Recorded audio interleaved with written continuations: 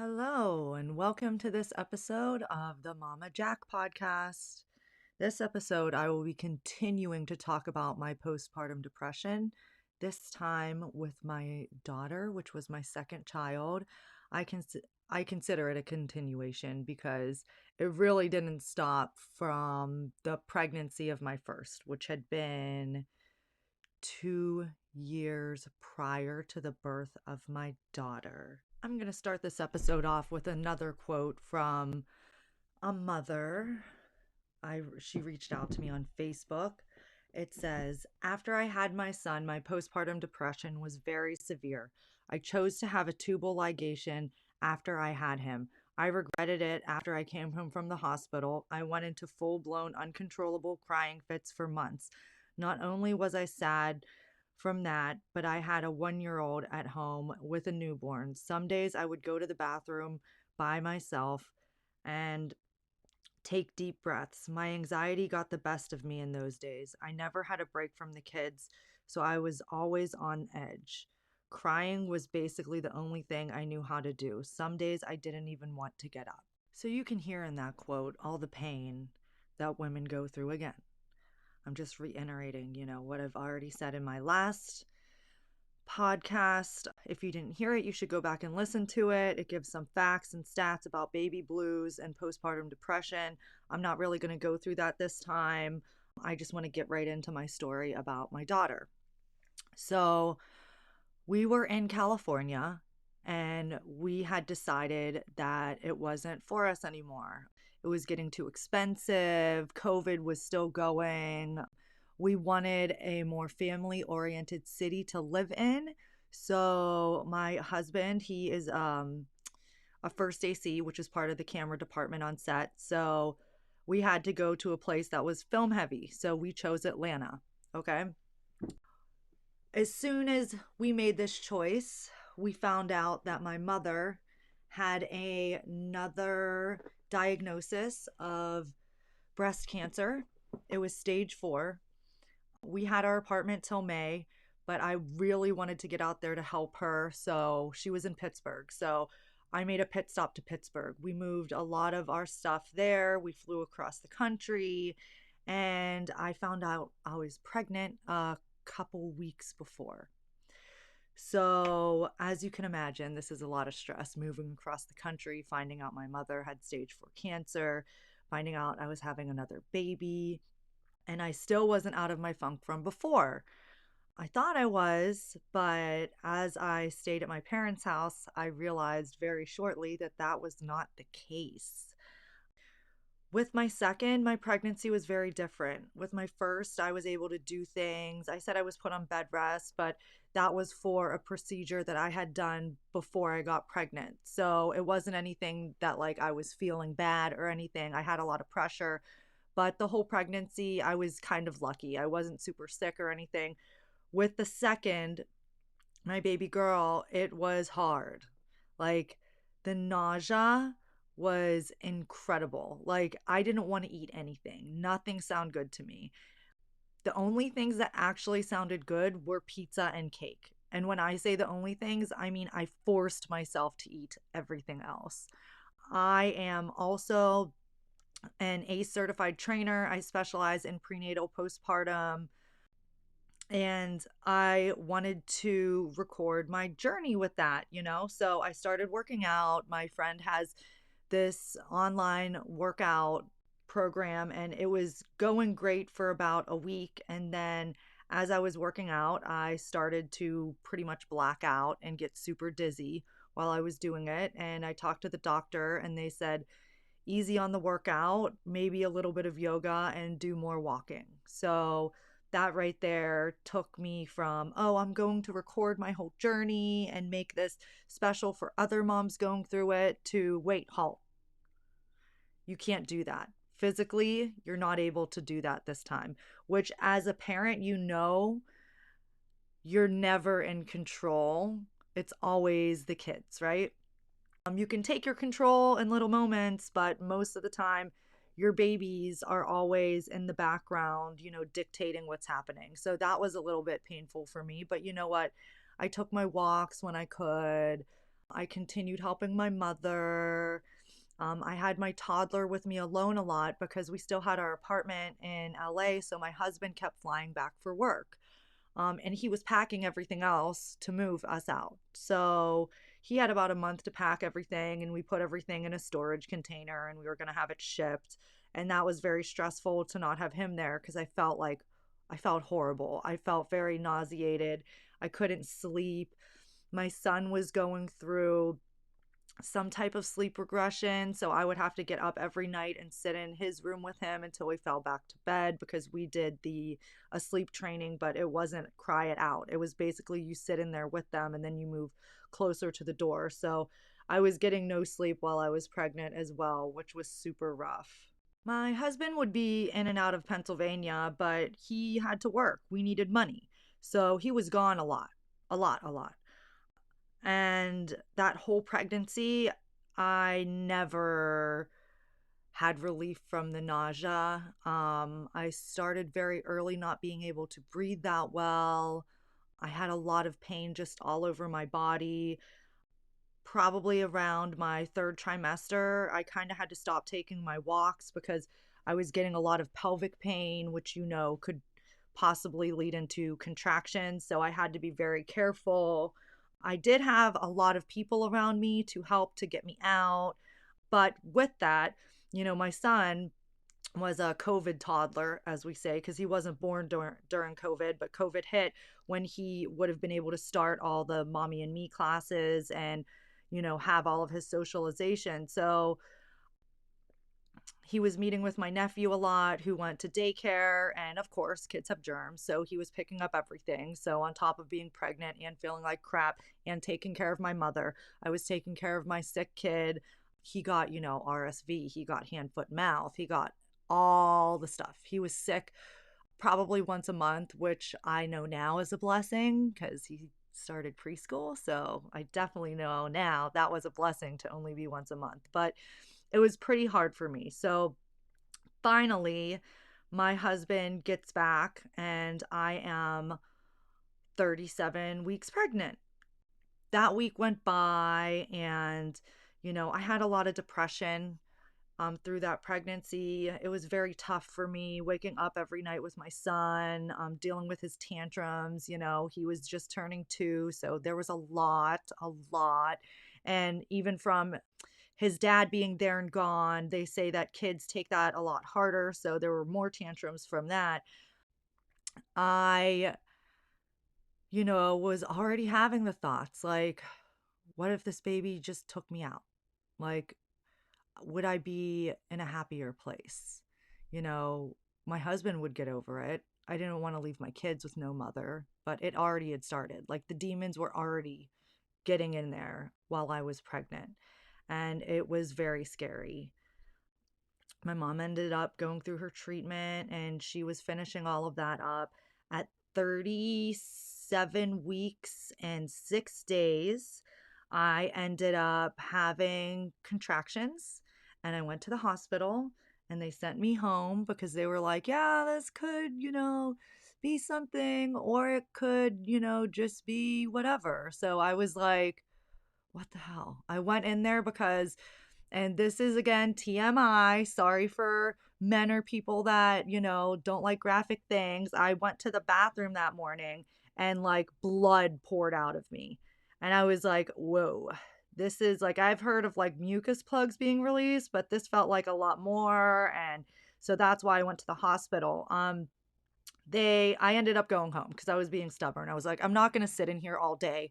Like, I had been to the hospital twice before because of contractions. They sent me home. Same with my son. It was like 3 times. Like, they sent me home. So I was like, screw this. So I went to Michael's and it was around Halloween time. I bought all this stuff to make Halloween wreaths. And I'm like outside spray painting these wreaths black, all like pissed off because I was like, oh, I thought I was going to have this baby today. What the hell?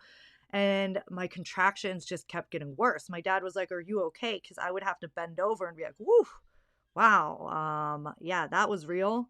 And I kept fighting it though, because I was like, I'm not going back to the hospital until this baby is high-fiving me. Like, I'm not going back to the hospital until I know it's coming. So finally, after about 6 hours later, I was like, whew, okay, well, these are coming pretty strong and they're every like 4 minutes. I'm gonna call the doctor because the hospital was 45 minutes away from where my parents lived. So I was like, I am not going back to that hospital if they're just gonna send me home. Like, there is no way. There is no way. So I got an appointment at a doctor. They agreed to just check my cervix. And when I went there and, I'm in my straps, he's like, oh, it looks like around 4. And I was like, oh, good Lord, seriously, 4 fucking centimeters. Like, oh my God. Then he checked me and he's like, you're at about 6, so you definitely need to go to the hospital now. And so we went to the hospital, took forever to get my epidural. I was like 7.5 centimeters, almost 8 by the time they were done with it. They wheeled me up within, like, I'm not joking, like 10 minutes of being in the actual delivery part of the delivery, the area instead of triage. I was pushing and I pushed one time. Halfway through, they were like, stop, stop, stop, stop, stop.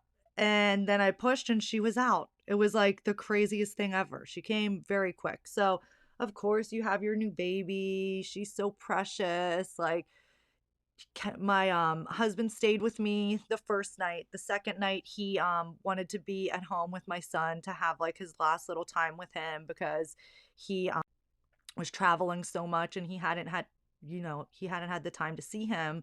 So he had that there. The nurses helped me. It's funny. The first baby, I'm like, no, I'll get up every time. And he was in the NICU. So like I had to drag my ass to the NICU.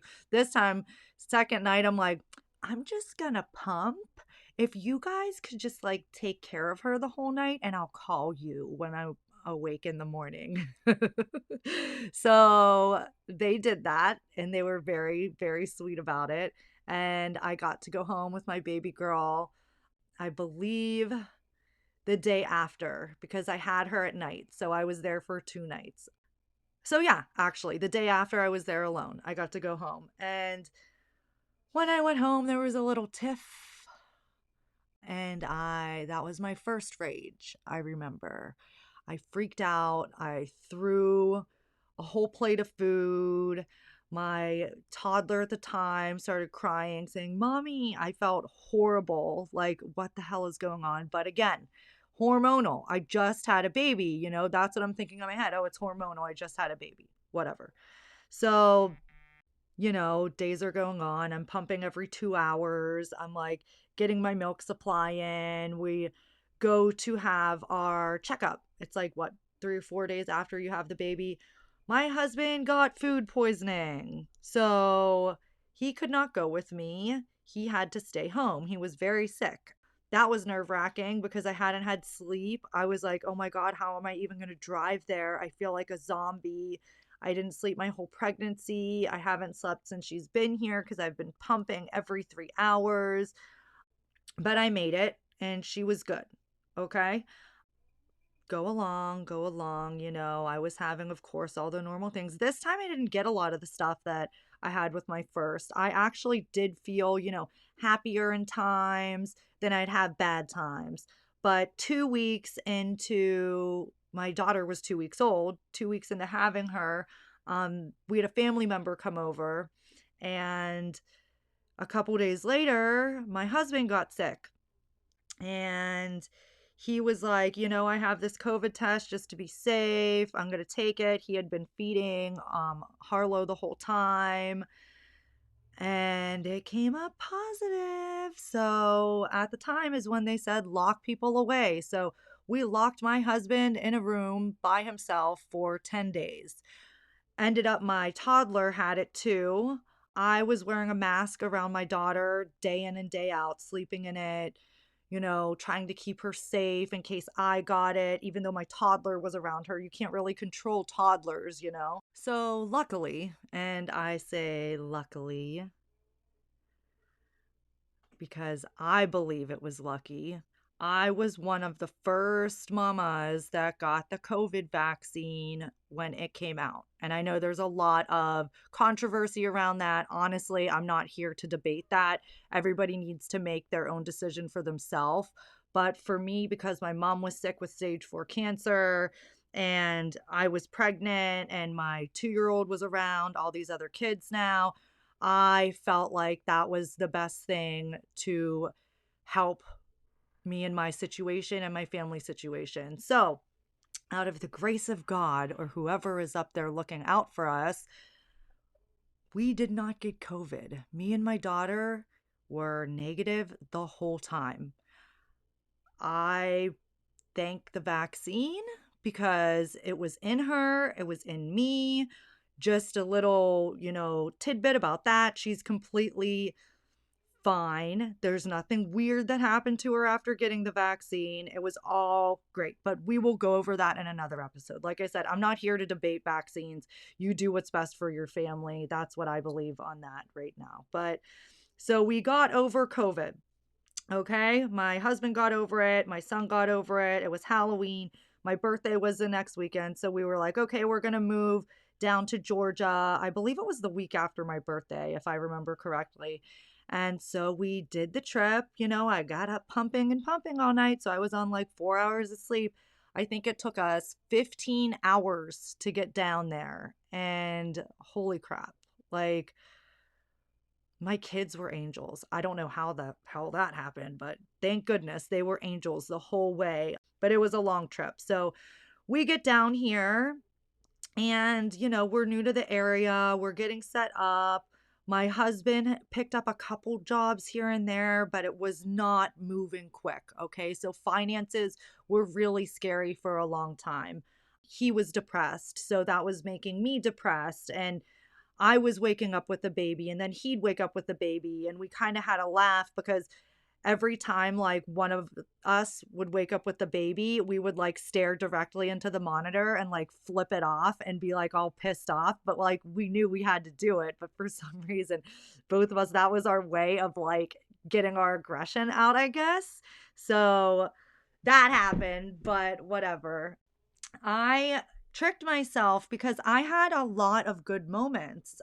I thought my anxiety was from not sleeping, and my 2 year old decided to go through a regression right after we moved, which is normal with change with 2 year olds. And he would get up in the middle of the night and want to just watch TV. So it was a fight between like the baby waking up, my toddler waking up. It was just nuts. So that I think started a lot of my irritability, a lot of I don't know if I can do this, a lot of, just anxiety around the whole situation. Plus, I knew I'm in Georgia now. I'm a stay-at-home mom, which was new to me.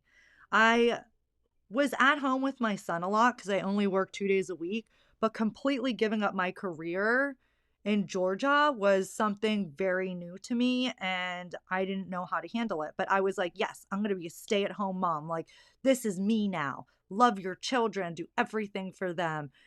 This is my purpose in life, like feeling a lot of those emotions. Quickly, I started to have symptoms happening to me. I started to have rage. Like, my 2 year old would do something and I'd literally be shaking and have to leave the room. I thought it was normal. I thought this is just what happens when you have two kids. And I know it is hard. So I was like, okay, well, this is normal. I moved away from my family, so I didn't have much help. My mom was here for a couple weeks at the beginning, and then I don't think she came back until a couple months later. So I didn't have really any help. I had two friends here. One was away for, the holidays. One is very busy with work. So it was hard to just meet anybody. I did end up starting to go on the Peanut app and I started a group for the morning called Good Morning Mamas because I needed to talk to somebody. And I ended up meeting a lot of amazing women through that. And it helped for a little, but the stuff at home doesn't go away. So I had a lot of good times. And that was the tricky part about this one, right? Because my first time, I pretty much felt bad the whole time. This time, I'd be good, I'd be good, I'd be good. Then, boom, rage, boom, feeling worthless, boom, why did I do this to myself? Why did I have another kid? I couldn't even handle having one kid. What am I doing? I'm here by myself. My husband works long hours. I don't have any help. I have nobody to come help me, and then I'd be fine again. Okay. I went through self harm. Okay. There would be times where I wouldn't even think about it. It would be like toddlers freaking out, baby just went to bed. I know I'm going to be waking up every couple hours at night, and boom, I would hurt myself. And I know, I'm sorry if that's a lot for you guys to hear, but again, I'm being very raw, very vulnerable with you. I want you to know my whole story about this. I feel like it's very important, especially for the people that are ashamed to admit stuff like this. That obviously wasn't normal, but I got a therapist after that started to happen, and we started to work it out. We realized it was part of my PTSD creeping up from the past. You know, a lot of PTSD is about control. When you feel like you don't have control, the way sometimes people take control is physically. So that's why I was hurting myself. So I tried to work on that. I tried to, start to meditate, start to work out, all of my things that I knew how to do. Talk to other moms on the Peanut app every day, almost all day when my husband would be away. I'd be talking to these women like about anything, taking my mind off of it. And I thought it was just hormones, like again, waiting for my hormones to level out. I was ignoring all the signs and trying to just push through them, like ignoring these bouts of rage, ignoring these bouts of depression, ignoring that I couldn't even bring myself to go outside with my kids because I didn't have the energy. And what I thought was no sleep was depression. That's depression. I didn't want to leave my house. I was afraid to leave my house, not even because of COVID, just because what if this happens with the baby? What if that happens with the baby? Well, then it happens and you deal with it. But then it felt like the biggest thing in the world. I didn't want to do anything. I, again, had thoughts of my family would be way better off without me. Like, this is so much. Why am I doing this to them? Why am I doing this to myself? It's been years now of me feeling like crap. What is going on? Why can't I fix myself? Like praying to everybody. Like I am a spiritual person. I don't follow any certain religion, but all my friends always laugh because I say, yes, I pray to everybody. I pray to God. I pray to Jesus. I pray to Buddha. I pray to Krishna, pray to Allah, whoever will frickin' listen. I'm praying to you, okay? Try to help me. Give me the strength to get through this. Like, what is going on in my head? I was desperate, but then I'd have a good day and I'd be like, oh, maybe it's going away. I'm having a good day today. Great. I ended up being really hard on my husband. Any fight we would have, I was going into fight or flight mode. I wanted to just run away with my kids.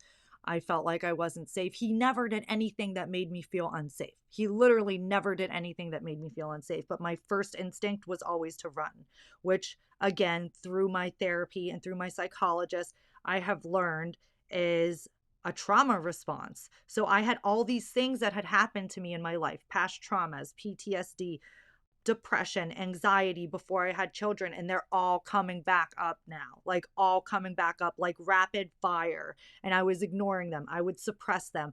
I would be like, it'll go away on its own, like a little bit of meditation, some yoga. This is going to go away on its own. I felt like I was a horrible mother. I would be so hard on my toddler. Toddlers are hard. I never did anything physical to him. I definitely would scream. I would be so impatient with him. It just hurts my heart. And he was young and I would try so hard, guys. I would try so hard. I would walk into another room. I would breathe. But let me tell you, my body's physical response, it was like I was being triggered. I was being triggered by the way he was acting. And it's tricky as a parent. You don't realize all the crap you've been through in your life until you become a parent, and it all comes back up when you have kids. Your whole rest of your life with your kids, there will be triggers. And it's something that I didn't think of. I had a great upbringing. Like my parents, were supportive. I was in sports. I had a good life. So why the hell would this be coming up? Like you don't even realize some of the stuff that comes up I just, I felt like I was a horrible mother. Like, how could I be doing this with my kids? I felt like I was a horrible person for bringing these beautiful little things into such a messed up world. We had COVID. We had the biggest like separation in people in America, I feel like, since I was born, since I could remember, with the whole elections and everything. It just got so messy. I was like, what did I bring my kids into? Global warming, you name it that's going on right now. I was worried about.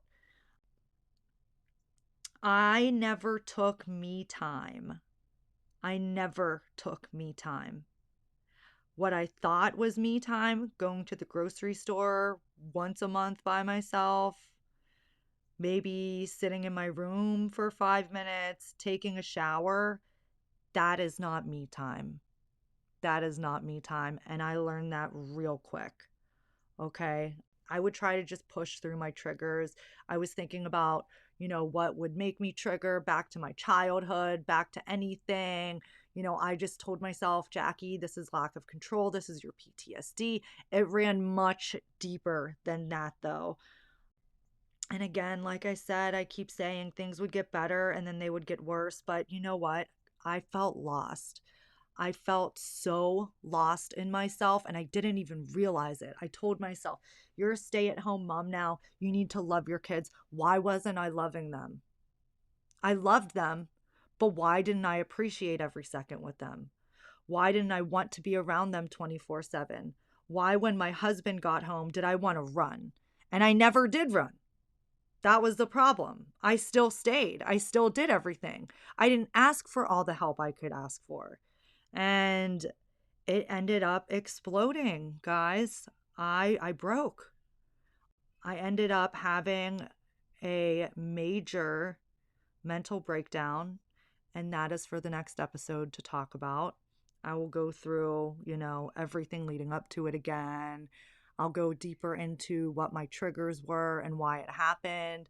But the worst of the worst happened to me. It was shocking, to say the least. I didn't think that would be me at all. The point of me talking about all this is postpartum depression, baby blues, it's a lot more common than people like to admit. It's an issue that needs to be dealt with a lot deeper in the aftercare of women after they have children. I could go on and on about what I feel like could change. I don't know if it will ever change. I definitely think that we need to be hooked up with some kind of, aftercare psychologically, physically, definitely physically.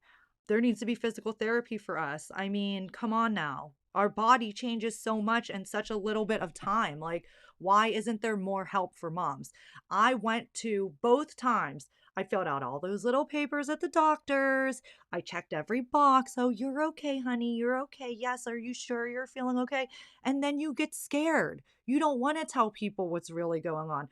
I don't know if I mentioned this in my last episode. I have a friend that, you know, had visions of dropping her kids on their heads. And she told her doctor that, and they were like, that's absolutely normal. It'll pass.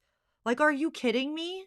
That is not normal. Okay. A lot of stuff we're feeling is not normal. Like, this is not how, their motherhood should have to be. Like, there needs to be more help for women after you have a child. Your hormones are nuts, okay? Your hormones are nuts. And if you're breastfeeding, they're nuts for a lot longer. And I was pumping, and every time you wean, every time you take a pump away, every time you take a breastfeeding session away, your hormones skyrocket and go back down again. So it's a whole other hormonal change. And there is a lot more that needs to be done with women postpartum.